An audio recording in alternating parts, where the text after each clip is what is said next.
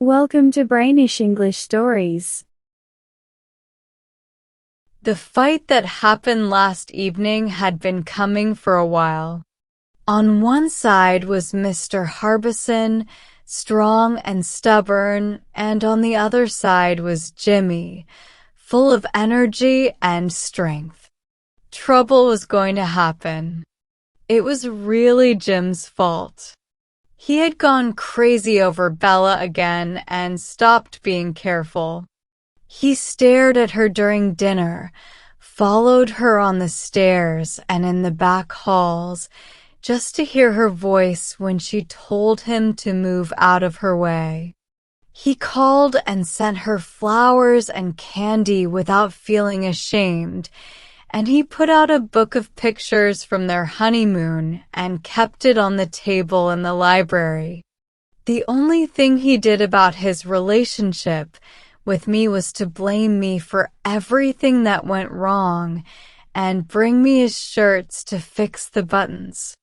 The first time I heard about the trouble was from Dal. He stopped me in the hall after dinner that night, and he looked serious. "I don't think we can keep this going for long, Kit," he said. "With Jim following Bella all over the house, and the old lady getting smarter every day, someone will find out soon. And there's more. Jim and Harbison had a fight today about you." "About me?" I said, surprised. "Oh, I guess I did something wrong again. Was Jim talking bad about me?" Dal looked around to make sure no one was listening. "It seems Bella was really mean to Jim today, and I think she's jealous of you, Kit. Jim followed her to the roof before dinner with a box of flowers, and she threw them off the roof. She said she didn't want his flowers. He could give them to you, and she didn't care about him." "Jim is weak," I said angrily. "What did he say?" "He said he only loved one woman, and that was Bella. He said he never really cared for you and never will, and that divorce isn't always a bad thing if it helps people find real happiness. But none of that would matter if Mr. Harbison wasn't in the tent, trying to sleep." Dal didn't know everything, but it seems that Jim and Mr. Harbison were not getting along well. Bella left the roof, and Jim and Mr. Harbison met at the tent door. Dal said that not much was said, but Jim, because of his promise to me, couldn't explain and just said that he was an old friend of Miss Knowles. Mr. Harbison then said that it wasn't his business, but that some things couldn't be explained by friendship, and he tried to walk past Jim. Jim got angry right away. He blocked the door and asked what Mr. Harbison meant. There were a few different stories about what Mr. Harbison said, but in the end, he didn't want to explain more and said that if a man ignored and treated his wife badly for someone else, in some places, people would cover him in tar and feathers. "Do you mean me?" Jim asked, very angry. "My comment was general," Mr. Harbison answered, "but if you want to take it personally."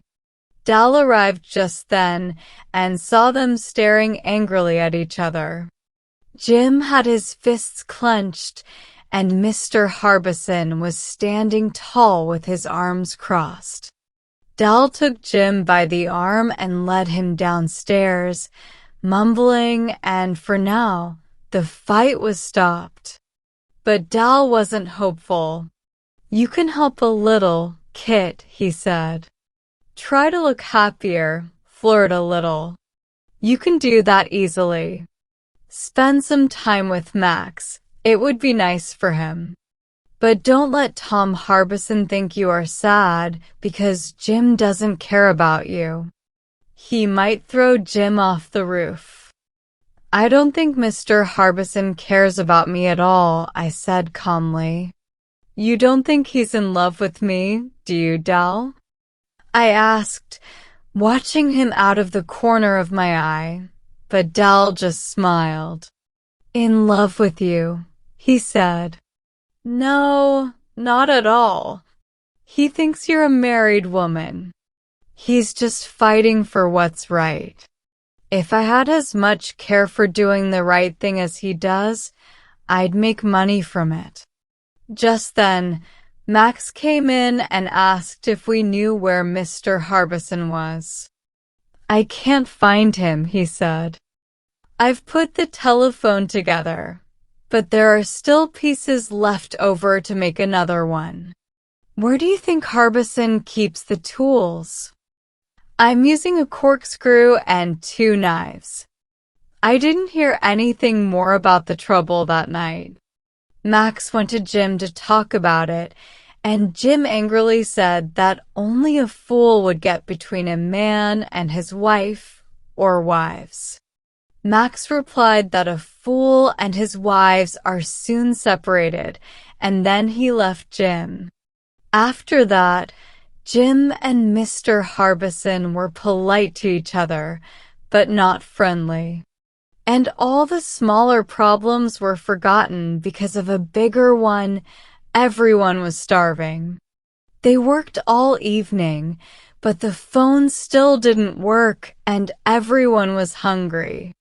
We were all very proud, but we were starting to feel weak. We sat around while Jim played music quietly and Aunt Selena went to bed.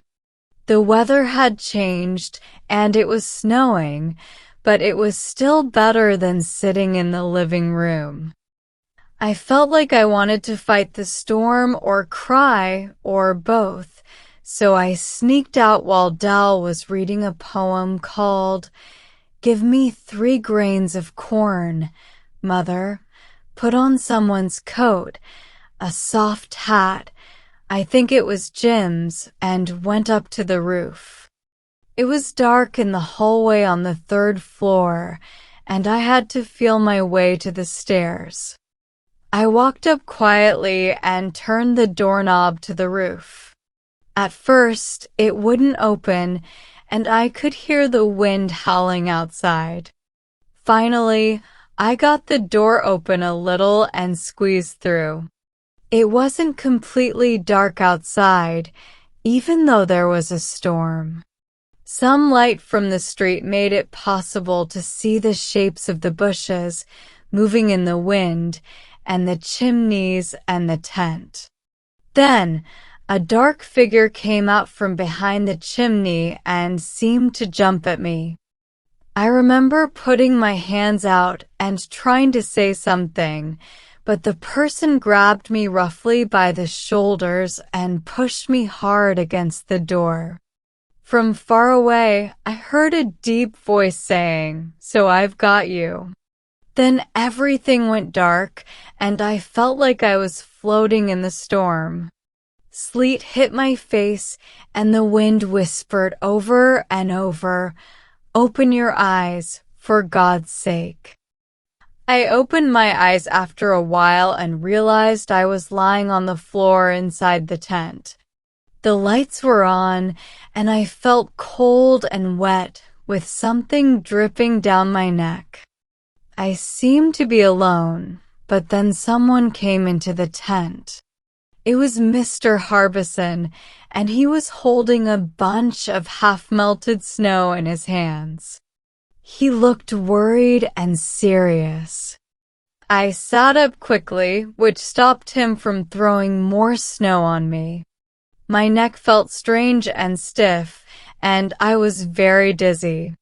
When he saw I was awake, he dropped the snow and looked down at me. "Do you know," he said seriously, "I almost choked you a little while ago?" "That doesn't surprise me," I said. "Do I know something you want to keep secret, Mr. Harbison?"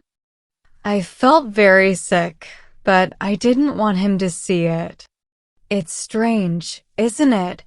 How we always go to the roof to have our little fights? He seemed to relax a bit when I joked. I didn't know it was you, he explained quickly.